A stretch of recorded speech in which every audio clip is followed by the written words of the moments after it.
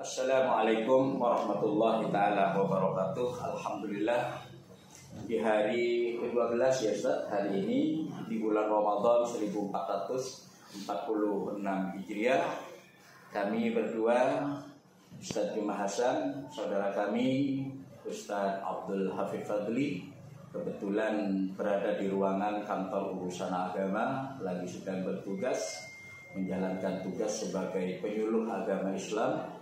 Alhamdulillah, mudah-mudahan semuanya diberi nikmat sehat walafiat. Hari ini kita sudah memasuki tanggal 12 bulan Ramadan. Tentunya Ramadan ini merupakan bulan maghfirah katanya Ustaz. Menurut Ustaz bagaimana terkait dengan bulan maghfirah itu? Ramadan ini yang arti aslinya adalah yaumi, membakar, panas, maksudnya setiap dosa yang ada pada kita akan dihabiskan di bulan Ramadan kalau kita mau berusaha untuk beribadah di bulan Ramadan. Subhanallah. Kemudian bagaimana tentang orang-orang yang apabila sebelum Ramadan dia telah banyak melakukan dosa sampai bertahun-tahun, apakah ada kemungkinan di bulan Ramadan ini apabila bertaubat kepada Allah, masihkah pintu taubat itu terbuka? Taubat itu bisa kapan saja, lebih-lebih di bulan yang mulia, bulan Ramadan, yang di situ adalah bulan maghfirah, bulan yang penuh dengan rahmat, bulan yang penuh dengan pengampunan Allah.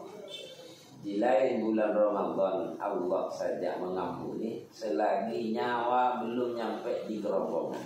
Innallaha yaghfiru dzunuba 'abdihi ma lam yughargir. Apalagi di bulan Ramadan, yang bulan Ramadan ini merupakan bulan yang luar biasa, sayyidus syuhur, bulan penghulunya dari beberapa bulan yang ada. Dan bulan Ramadan ini adalah hadiah untuk umat Muhammad sallallahu alaihi wasallam kepada umatnya, karena umat Muhammad ini umurnya berkisar hanya 60 sampai 70 tahun. Sementara umat-umat terdahulu itu sampai ribuan tahun. Untuk menyusun dan untuk mengimbangi kebaikan umat-umat terdahulu, maka Allah memberikan hadiah 1 bulan dalam 1 tahun itu, yaitu bulan Ramadan. Yang barang siapa ibadah di situ akan melampaui pahalanya umat-umat terdahulu. Berarti bulan Ramadan harus lebih semangat. Kita minta ampun kepada Allah. Kalau tidurnya saja dicatat ibadah, apalagi ibadahnya. Masya Allah. Jangan dibalik. Bagaimana dengan bau mulut pada saat berpuasa itu? Kalau bau mulut di saat berpuasa, kalau secara manusiawi ya jelas tidak usah dipertanyakan dan tidak usah dijawab. Tapi bau mulut dari mulutnya orang-orang yang berpuasa itu lebih harum daripada minyak misik. Masya Allah. Luar biasa. Ya mungkin karena kesabarannya dia sudah tidak makan seharian sehingga dia harus menahan bau, ya, menahan bau dengan kesabaran yang luar biasa. Mungkin itu yang membuat punya nilai di sisi Allah Subhanahu Wa Taala. Ini begini Ustaz, di sini ada satu kisah yang sangat menarik di dalam kitab Al-Majalisul Wa'diyah. Di sini kitab ini merupakan syarah hadis Sahih Bukhari, di mana pada juz ketiga halaman 365 di sini Ustaz ada satu hikayat ya, yang diceritakan oleh Al-Imam Asy-Syaikh Ibnul Mulkin fil Hadaid. Nah, di dalam kisah ini Ustaz, inna bani Israil asabahum qahtun fa kharaja Musa sallallahu alaihi wasallam atau fa kharaja Musa alaihi salam. Di zaman Nabi Musa ya, di kalangan Bani Israel pada waktu itu tertimpa sebuah qahtun. Qahtun ini apa Ustaz? Qahtun itu musim paceklik. Musim paceklik berarti lama tidak hujan ya, mungkin suasana pada waktu itu panas sehingga ladang-ladang kekeringan sehingga ekonomi pada saat itu mungkin dalam moneter karena tidak didukung oleh tidak didukung oleh ekonomi yang normal karena penyebabnya paceklik. Menghadapi kondisi seperti itu para pemirsa, di sini kemudian ada langkah yang dilakukan oleh Nabi Musa, yaitu fakharaja Musa alaihissalam. Nabi Musa keluar, yastasqi. Kemudian dia melakukan sholat istisqa, ya tentunya melakukan sholat istisqa, sholat minta hujan. Akan tetapi padahal yang melakukan ini Nabi Musa, seorang nabi melakukan yang mana doanya pasti dikabul oleh Allah Subhanahu wa taala. Falam tasdadi samsu illa harran wala sama illa sahwa. Nah ini falam tasdadi samsu illa harran wala sama illa sahwa ini apa maknanya? Kondisinya pada waktu itu. Maksudnya matahari bukan malah menjadi dingin, malah tambah panas. Masya Allah. Dan langit bukan mendatangkan mendung, malah cerah bersih, tidak ada mendung sama sekali. Berarti tidak ada tanda-tanda mau hujan. Padahal ini yang sholat sudah Nabi. Iya. Ini mungkin ada masalah di dalamnya. Nah, ayo kita ikuti saudara-saudara apa yang menyebabkan kemudian ibadahnya Nabi Musa yang mana beliau sholat istisqa mohon hujan, tapi justru cuaca pada waktu itu tidak mendukung, ya justru malah makin panas, tidak ada tanda-tanda mau hujan, justru alam atau kondisi makin jernih, ya makin jauh dari turunnya hujan. Faqala, lah wong namanya Nabi ya kayak gini. Akhirnya Pak, faqala ya Rabbi in kana jahi khalqan indaka fa bi jahi Muhammadin sallallahu alaihi wasallam isqinal ghais. Gimana maksudnya ini Ustaz Hafid? Jadi ya Rabbi in kana jahi khalqan indaka fa bi jahi Muhammadin isqinal ghais. Wahai Allah. Oh ini langsung matur ya sama Allah, langsung matur. Menyampaikan dengan Allah. Kalau kemuliaanku ini kau ciptakan di sisimu, maka dengan ciptaanku turunkanlah hujan. Masya Allah. Fabijahi Muhammadin sallallahu alaihi wasallam isqinal ghais. Artinya apabila kemuliaanku ini inka najah di khalqan, jika kemuliaanku ini merupakan ciptaan di sisimu, maka dengan kemuliaan Nabi Muhammad isqinal ghais. Nah ini. Kemudian Nabi Musa setelah berdialog dengan Allah Subhanahu wa taala, kemudian Allah menyambut dialognya beliau, fa'auhallahu ilaihi jahuka ghairu khalqi indi. Ini langsung dijawab oleh Allah, itu bukan fa'auhallahu ilaihi jahaka ghairu khalqin indillah. Ini indi gimana ini Ustaz?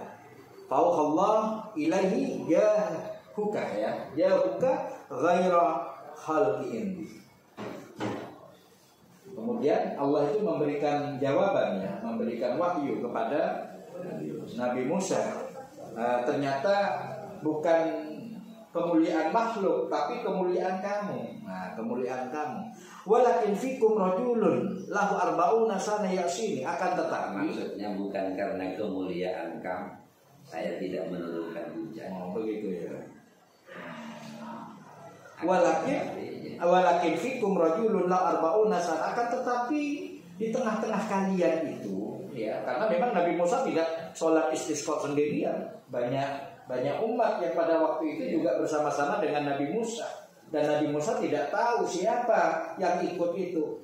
Akan tetapi oleh Allah disingkap rahasianya. Apa penyebabnya kok tidak turun hujan? Ternyata jawaban Allah Subhanahu wa taala jawaban Allah walakin fikum rajulun la arba'una sana yasini fabihi malatukumul ghais. Ternyata di kalangan di rombongan Nabi Musa yang melakukan ibadah sholat itu ternyata ada seorang ahlul maksiat yang bermaksiat durhaka kepada Allah, itu ternyata berada di tengah-tengah itu, dan maksiatnya nggak tanggung-tanggung.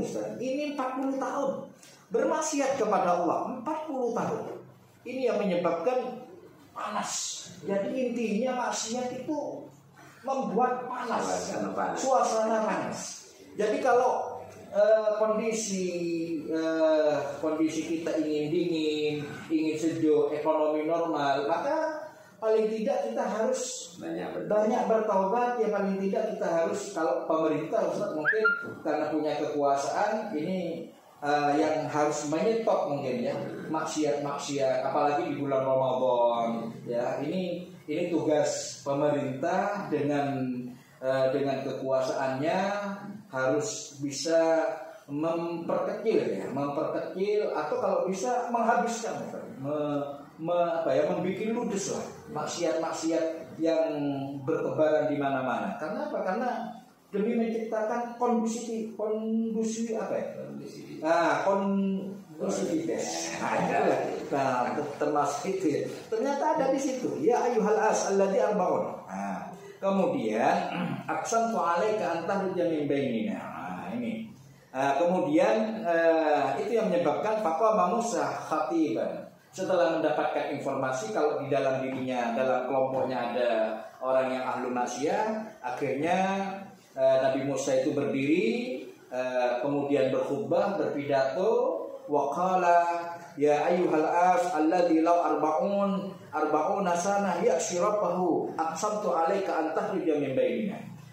Apa katanya Nabi Musa? Wahai orang yang bermaksiat selama 40 tahun katanya. Ya'si rabbahu, bermaksiat kepada Allah 40 tahun. Aqsamtu 'alaika, aku bersumpah akan mengeluarkan kamu. Nah, kemudian faqal as, Nabi Musa tidak tahu Ustaz.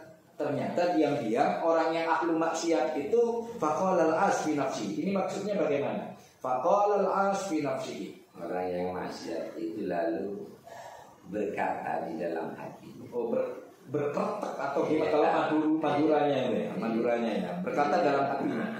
In kuntu arafani banu Israil fawadha'a ra'sahu fi jaybihi. Kemudian ahlul maksiat tadi berkata dalam dirinya, jika aku berdiri maka Bani Israel itu yang sebanyak-banyaknya itu akan tahu bahwa saya orangnya yang ahli maksiat. Jadi malu. Saya jadi malu mungkin begitu ya. Jadi ahli maksiat punya rasa malu ini. Fawadha'a ra'sahu fi jaybihi. Kemudian fawadha'a ra'sahu fi jaybihi gimana? Menundukkan kepala. Oh, menundukkan kepalanya. Itu sebagai tanda apa? Menundukkan kepala sebagai tanda bertobat dan menyesal terhadap dosa-dosa yang pernah dikerjakan. Maksiat yang telah dilakukan. Masya Allah. Apa ucapannya si rajul tadi? Wa qala ya ilahi tubtu ilaik. Ya ilahi wahai Tuhanku, aku bertaubat kepadamu. Ternyata banyak hikmah di sini. Ya, banyak hikmah. Akhirnya bertaubat kepada Allah setelah melakukan dosa 40 tahun kepada Allah, bermaksiat, akhirnya bertaubat kepada Allah. 40 tahun itu saya rasa bukan waktu yang sebentar. Itu waktu yang lama. Tentunya kalau 40 tahun ini dosanya banyak ini. Nggak bisa dihitung ini. Tentunya banyak ini dosanya. Tapi dengan rahman rahimnya Allah, Masya Allah, justru Allah menerima taubatnya. Dan ini dibuktikan fanazalal matar, turun hujan. Masya Allah. Hanya berkata ya ilahi tubtu ilaik. Coba bayangkan kalau kita punya salah, punya dosa kepada orang, kemudian lalu mengatakan wahai Tuhan, aku menyesali, minta mohon maaf. Kira-kira 40 tahun dengan jarak ini dimaafkan apa enggak ya Ustaz? Menurut logika kita lah. Nah, ini kalau antar manusia ini sulit, karena minta maaf itu mudah, tapi yang berat itu memberikan maaf kepada Allah. Berarti ini bagian daripada rahman rahimnya Allah. Berarti Allah itu betul-betul maha pengampun. Masya Allah. Faqala Musa ya Rabbi bima saqaitana bima saqaitana al-ghaisah. Lalu Nabi Musa itu berkata, ya Rabb, aku masih belum tahu siapa orangnya yang melakukan maksiat 40 tahun. Toh itu yang menjadi penyebab tidak turunnya hujan. Tapi kenapa? Kok hujan sebelum saya mengetahui orangnya? Jadi penasaran. Penasaran Nabi Musa. Nabi Musa itu penasaran. Siapa orangnya ini ahli maksiat lalu bertobat. Nah, qala bil as. Ini jawabannya Allah, Ustaz. Jawabannya Allah, qala bil asi. Ya Rabbi arini iyahu. Coba qala bil asi. Jadi jawaban Allah, hai Musa, saya menurunkan hujan. Tadi saya tidak menurunkan hujan karena orang yang bermaksiat. Sekarang saya menurunkan hujan karena orang yang bermaksiat tadi. Masya Allah. Qala, jadi ahlul maksiat itu punya dua sisi, Jadi sisi pertama dia melakukan maksiat sehingga menjadi penyebab tidak turunnya hujan, tapi juga menjadi penyebab turunnya hujan karena bertobat kepada Allah Subhanahu wa taala. Qala bil asi, qala ya Rabbi arini. Kemudian bagaimana menurut Ustaz maknanya? Qala ya Rabbi arini. Begini, Nabi Musa ini kan tetap penasaran. Kok ada orang maksiat di tengah-tengah kita? Katanya Allah ini adalah menjadi penyebab tidak turunnya hujan, menjadi penyebab adanya pencekik. Tahu-tahu orang yang ahli maksiat ini tobat, gara-gara bertobat dan hujan ini. Nabi Musa tetap penasaran, lalu siapa yang ahli maksiat ini? Tetap penasaran, bertanya kepada Allah. Lalu dijelaskan dia. Qala ya Rabbi arini. Jadi Nabi Musa ini meminta kepada Allah agar supaya memberitahukan, memperlihatkan ahlul maksiat tadi yang awalnya menjadi penyebab pada kulit, sekarang penyebab kesuburan. Penyebab normalnya ekonomi lah, paling tidak bahasa kita sekarang.